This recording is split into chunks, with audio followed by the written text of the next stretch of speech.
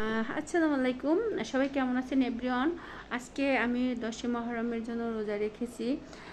সকালে আমি গরুর মাংস রোস্ট পোলাও রান্না করেছিলাম বাসার জন্য, ওই অল্প অল্প কিছু।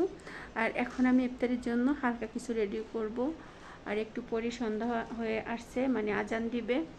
তার সাথে এই যে আমি বাসায় ওদের কাছ দিয়ে, মানে ওদেরকে দিয়ে এই মুড়ি আনাইছি। এখানে পেঁয়াজু আছে, আলুর চপ আছে, এগুলো আছে, ছোলা। এগুলো আমার ইফতারিতে না করলে ভালো লাগে না। স্যালাইন আছে আর লেবু শরবত বানিয়ে আমি ফ্রিজে রাখছি। এগুলো দিয়ে আজকের ইফতারিতে আমি কি কি করব আপনাদেরকে দেখাবো, সাথে থাকবেন।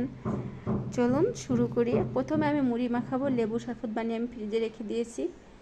আসলে রোজা রেখে আজকে আমি কেক বানাইনি আর দোকানেও যাইনি, তাই বাসায় আছি। আজকে বাসায় ইফতার করব। আর আমার বেশিরভাগ সময় কাটে পাকের রুমে আর কেক বানানোর রুমে। সো চলুন। আসলে পাকের রুমে ছাড়া মেয়েদের জায়গা নাই, এরকমই সময় দিন কেটে যায়। বাহিরের পরিবেশ, বাহিরের আয়োজন, বাহিরের আনন্দ অনেক সময় আমাদের মতন কিছু কিছু মেয়েরা উপভোগ করার সময় পায় না। এবারে মুড়ি মাখাবো, মুড়ি মাখানোর জন্য সব কিছু রেডি করতেছি, চলুন আপনাদেরকে দেখ। এবারে মুড়িটা ঢেলে নিলাম, তারপরে আমরা ছোলাটা ঢেলে নিব। এই ভালো করে করো কিন্তু, হ্যাঁ।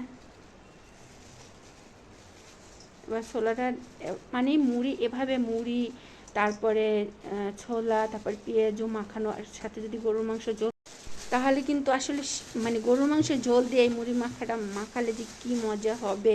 আমি সবসময় এরকম মাখাই, মানে গরুর মাংস রান্না করলে আমি এরকম মুড়ি মাখাই। আর যে প্রতিনিয়ত কাজ করে সে আজকে বসে আছে, কারণ আমার শরীরটা খারাপ। তারপরে রোজা ছিলাম, যার কারণে আজকে আর কেক বানাই। আর কেক বানাতে অনেক অনেক কষ্ট, অনেক অনেক কষ্ট। সারা দিনে আমি কাজ করি, কেকের কাজ করি, সেই ভিডিওগুলো আপনারা পেয়ে যাবেন।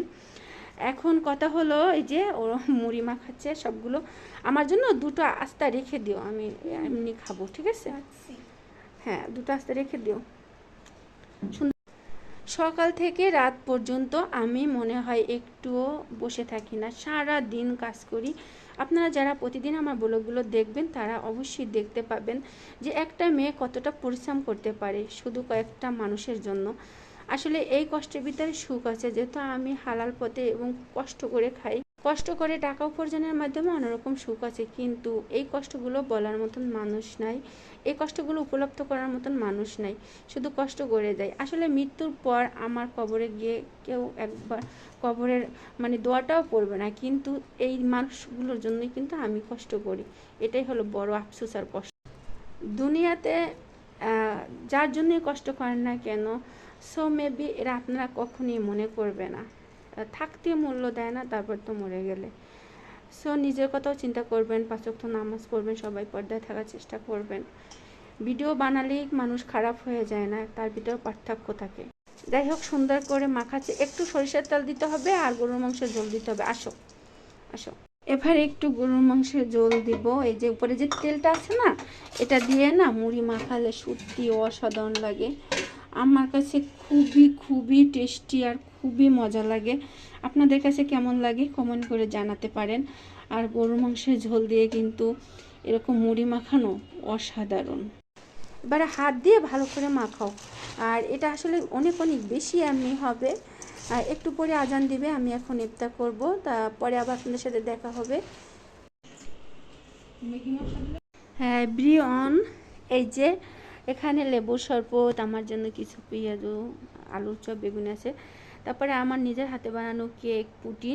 আসলে এগুলো আমি দোকানে সেল করি, যেহেতু আজকে আমি অসুস্থ যাইনি। কিছু কেক কালকে বেঁচে গেছিলো, ওখান থেকে আমি 2টা নিয়েছি। আর এই যে আমি মুড়ি মাখা, আজান দিচ্ছে, এখন আমি ইফতার করব। যে একটু লেবুর শরবতটা খেয়ে নিই। যাই হোক, এখন আমি যেহেতু ইফতার করবো তাই আমি সামনে আসলাম না, শুধু খাচ্ছি সেটাই আপনাদেরকে জানালাম।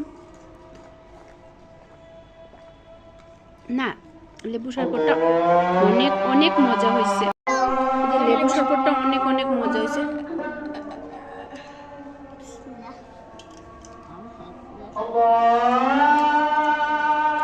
খুব খুব ইয়াম্মি। বাট আলুর চপ খাবো, মানে বেগুনি, সরি পেঁয়াজ আমার অনেক অনেক পছন্দ। আসলে অনেক ঠান্ডা হয়ে গেছে পেঁয়াজুটা, সেজন্য বেশি স্বাদ নেই।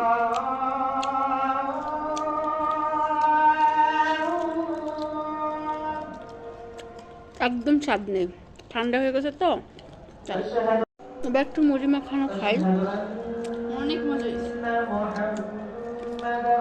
মাশাআল্লাহ, সত্যি এভরিওয়ান, মুড়ি মাখাটা অসাধারণ অসাধারণ অসাধারণ আছে, খুবই সুন্দর হয়েছে।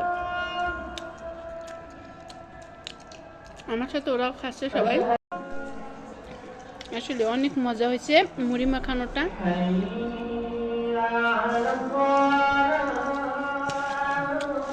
তুমি ভালো মাখাতে পারো না, আমি একটু মাখাই। অনেক মজা হয়েছে। খেয়ে দে আবার কথা বল। এবারে সব মুড়ি টুড়ি ঝাল জিনিস খাওয়া শেষ, এবারে আমি মিষ্টি জাতীয় জিনিস খাবো। প্রথমে পুটিন খাই, কারণ পুটিন আমার অনেক অনেক ফেভারিট। আর পুটিন আমি প্রতিদিনই বানাই, কারণ আমার দোকানে এগুলো সেল করি।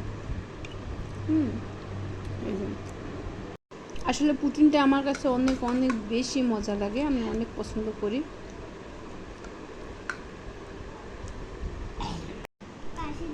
এবার একটু স্ট্রবেরি কেক ট্রাই করে দেখি।